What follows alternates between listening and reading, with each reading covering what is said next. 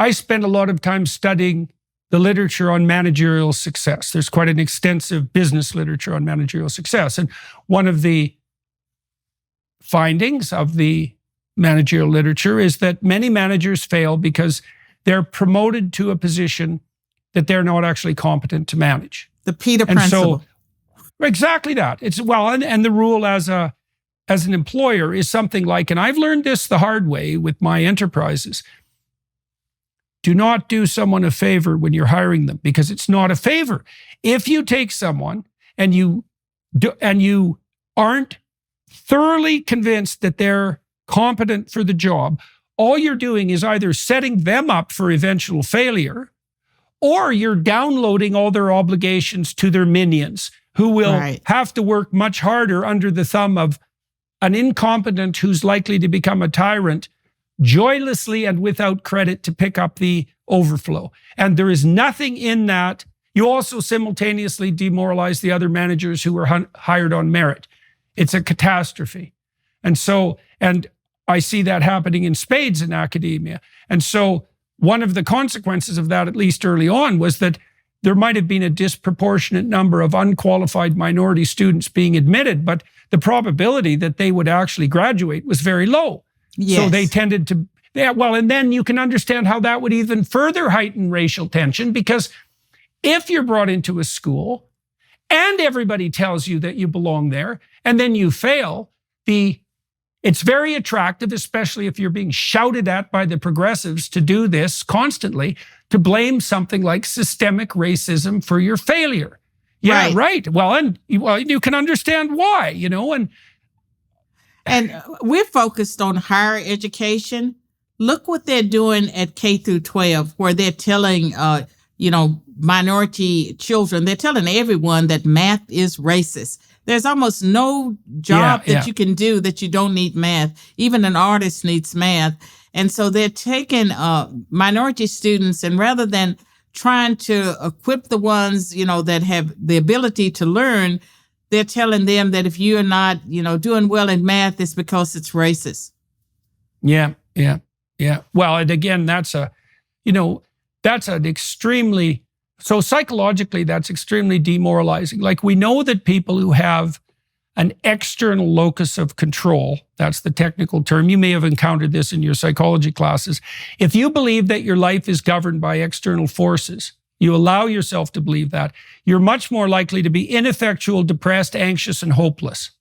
Okay, so that's not a great outcome, because you don't succeed, plus you're miserable, and you have no happiness. And those are separable things, right? And so, whereas if you have an internal locus of control and you believe that you're an active agent in the construction of your own destiny, then you obviously have to take on more responsibility, but you have a lot more hope, and you're much less likely to be depressed and anxious, and you're more likely to be effectual and successful. And the victim-victimizer narrative is an external locus of control narrative. It's like, you can't succeed. The cards are stacked against you by evil, malevolent people who perhaps were even around before you were born. There's nothing you can do. Well, and then if you do fail, it's because of these, forces that are arrayed against you. And of course, there is some corruption in the systems, and there has been racism and ethnic bias. And so there's some of that criticism that's true. But as a comprehensive explanatory framework, it's the victim-victimizer narrative that turns the world into enmity. Let me say this. I believe that what progressives are doing to minority communities, Black and Hispanic, that is criminal. And part of it is that they really do want to overthrow, traditional institutions, and the crime and the dysfunctional behavior that you find in the Black community, progressives excuse it. They encourage it. And so they're really using people's misery. Even with the LGBTQ community, they're using people's misery to advance a political goal. I don't think they care anything about any of the groups that they claim to represent. Yeah. Well, okay, so let's delve into that a little bit. So there's a section of the literature on psychopathology that includes what are called cluster B personality disorders. Okay, so if you have a cluster B personality disorder, one of them is histrionic. That's sort of a derivation of the old Freudian hysteric. You're dramatic. Everything around you is a drama, right? You're a drama queen, because it's often a female pathology, by the way, histrionic personality disorder. So you're a drama queen. You play the victim. You make mountains out of molehills continually. You take a simple situation and you complicate it, and you make sure that the attention is focused on you while you're dealing like a martyr with your difficult life. So that's histrionic. That's not much fun. Narcissistic, which means you want unearned social attention and status, and you'll do anything to get it.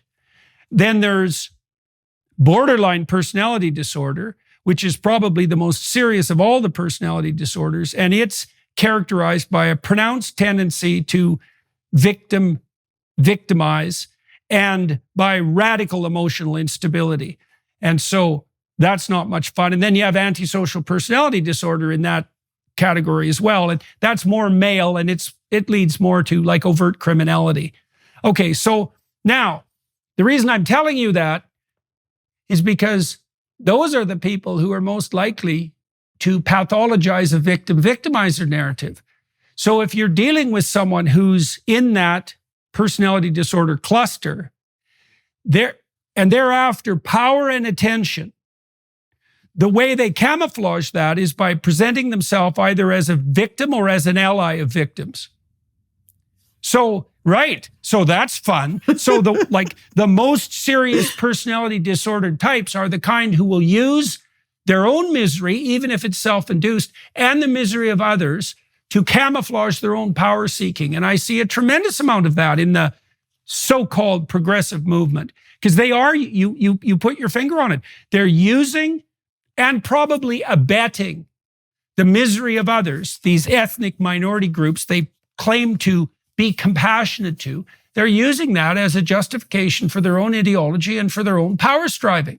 That happens even within families. Is the real cluster B types, they'll make victims out of their own children just so they can parade themselves as martyrs. It's really ugly. It's really ugly. Well, to go to something positive, I feel like these people are strategically placed, but they are by no means the majority. And whether we're talking about Congress that's dysfunctional, it's because the people who have common sense have no courage, because they could stand up to the extremists. And I believe the extremists, the ones that are driving the agenda, they are a minority, but they are placed in a way everyone's afraid to challenge them. Yeah, well, there's no doubt they're a minority. There's no doubt there's a minority. But the thing is, you don't want to underestimate the strategic brilliance of the approach. Because if I position myself as either a victim or an ally of victims, which is even more convenient because then I don't have to go through the trouble of being a victim. But now I'm making the case that everything compassionate and loving resides in me. They believe it, and though. So I know they do. Well, but then the upshot of that is, so I'm one of these people now, compassionate to a fault. Now, if you oppose me, I can easily just say, well, you're against compassion. What sort of person is against compassion? It's only the worst of the predators that could possibly be against compassion. You wouldn't be one of the worst of the predators, would you be? And so that's the accusations that come out right away, and if those are made out against people who have some conscience, and so the typical conservative, for example, tends to be high in conscientiousness. If you make allegations like that, especially as a mob against someone conscientious, the conscientious person is likely to think, oh my God, all these people are upset with me. I probably did something wrong, and maybe I am a little more sexist than I should be, and maybe I am a little more racist. The psychopaths and the cluster B types, they have no shame. Right. So if you accuse them of something, they don't care. But if you accuse a conservative or someone of decent moral standing, you're going to put them back on their heels. And that's also part of the reason that people are afraid to speak. Well, that's why the conservatives appear at times to be losing. And I can tell you, with my interactions with Harvard University through my lawyers, they don't care.